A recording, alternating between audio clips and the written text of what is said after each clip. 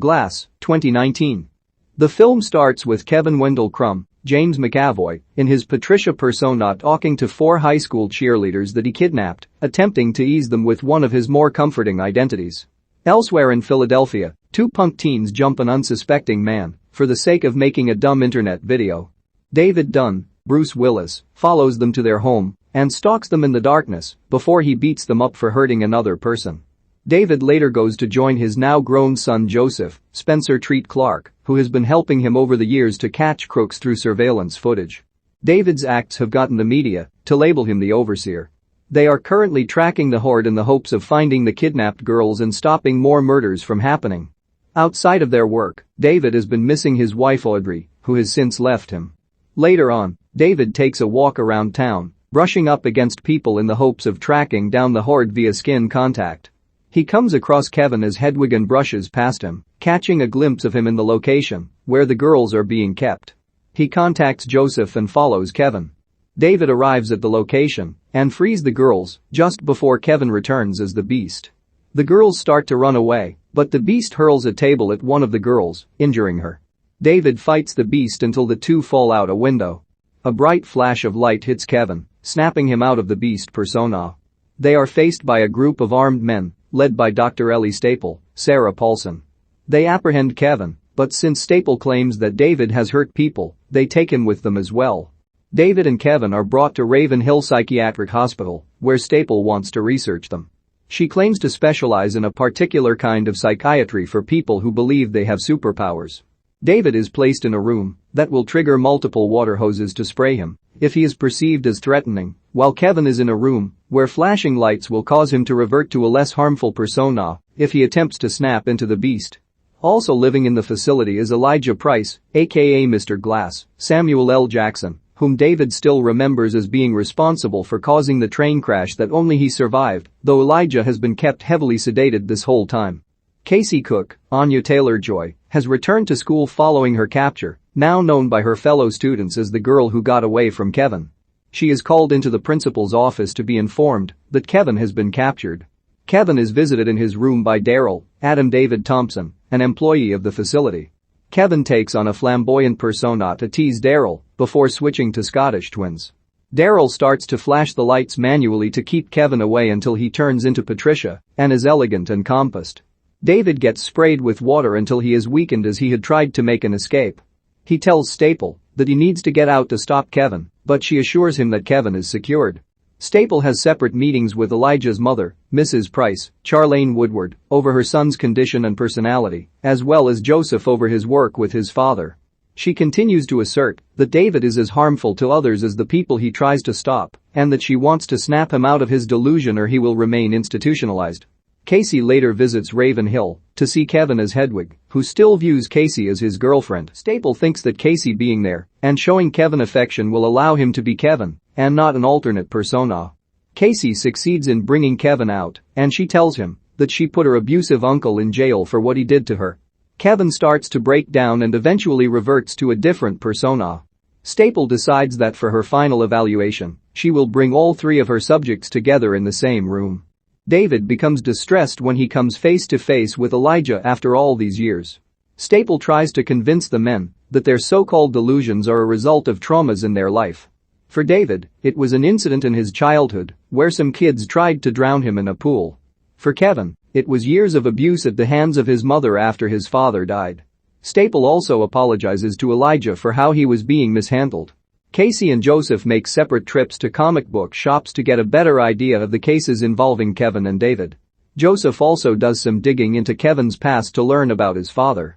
Another facility employee, Pierce, Luke Kirby, goes into Elijah's room with a flashlight and jokingly lets it slip to drop onto Elijah's legs before Pierce catches it. He says he is there to check on Elijah since he left his room the night before. Not long after, he sneaks into the surveillance room to read Kevin's file. He then goes into Kevin's room and speaks to Patricia. Elijah says that Staple's work won't prove that their extraordinary abilities don't exist, and he is also hoping to meet the Beast. Elijah goes back to his room to sleep, but is later woken up by Staple, who tells him she saw him leaving his room via surveillance footage and is taking him to get a procedure done on his frontal lobe. This triggers a memory from Elijah's childhood, where he was at an amusement park on a ride by himself, and one bad movement broke his arm. After Staple leaves, Elijah is visited in his room by Daryl. Elijah takes a concealed shard of glass and uses it to slit Daryl's throat. He then leaves his room again and goes to meet the Beast. He deems Elijah as pure for his condition, and he agrees to follow Elijah in his plan to have a bad guy team up. Elijah uses the intercom to tell David that he has turned the water off, and he threatens to kill many people if David doesn't manage to break himself out of his room. Pierce sees Daryl's corpse on the security cameras. He finds Elijah in a storage room where he and the Beast trap him. The Beast sees Pierce as evil for hurting Elijah, and he squeezes Pierce's body until he severs his spinal column and kills him. The Beast wheels Elijah out of the facility through the tunnels, where they are found by 3 guards. Elijah rolls himself away, while the Beast disposes of the men violently. Meanwhile, David succeeds in breaking the door down and leaving his room. Staple finds Daryl dead and deduces that Elijah and the Beast are headed to the newly unveiled Osaka Tower, knowing that a large crowd of people will be gathered there. She dispatches her men to stop them before they leave the premises. Casey, Joseph, and Mrs. Price all appear at the facility as well to witness the confrontation. David emerges and battles the Beast, dealing mighty blows against one another. Joseph steps in to talk to the Beast to inform him how his father died. He was on the very same train that Elijah derailed that David survived. The Beast directs his ire toward Elijah for his deception, while Elijah tries to defend his position by saying it had to happen for the Beast to be born. He crushes Elijah's shoulder and causes him to fall out of his wheelchair, shattering more bones in his body. The Beast then continues to fight David and throws him into the water storage tank right before it bursts and frees them. Casey reaches the Beast and calls him by Kevin's full name. It brings Kevin back to normal, but now that he is vulnerable, one of Staple's men shoots him in the abdomen. Kevin's multiple personalities, primarily Hedwig, Patricia, and Barry, come out one last time as he dies in Casey's arms. David, still weakened by the water, is taken by 2 of the mercenaries and has his head shoved into a water-filled pothole. Staple approaches him, and David touches her hand. He sees that she is part of a secret organization, all with matching clover wrist tattoos.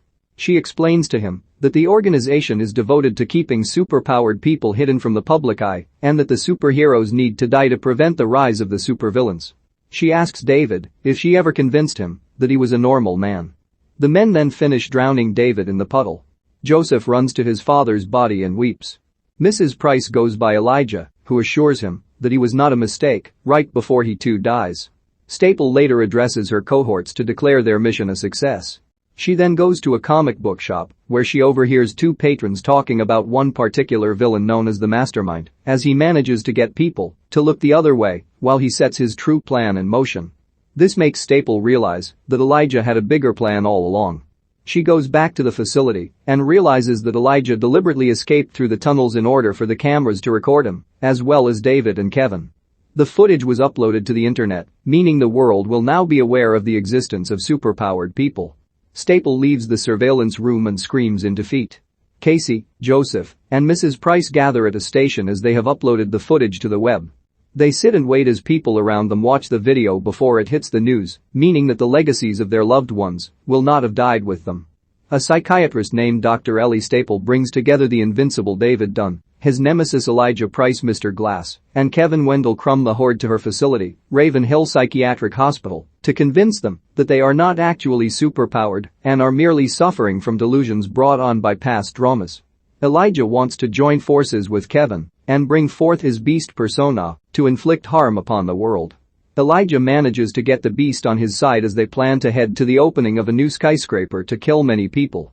David breaks out of his room to stop them, leading to a fight witnessed by Elijah's mother, David's son Joseph, and the Horde's surviving victim Casey Cook. Joseph turns the Beast against Elijah when he reveals that Kevin's father was on the same train that Elijah derailed wherein David was the only survivor.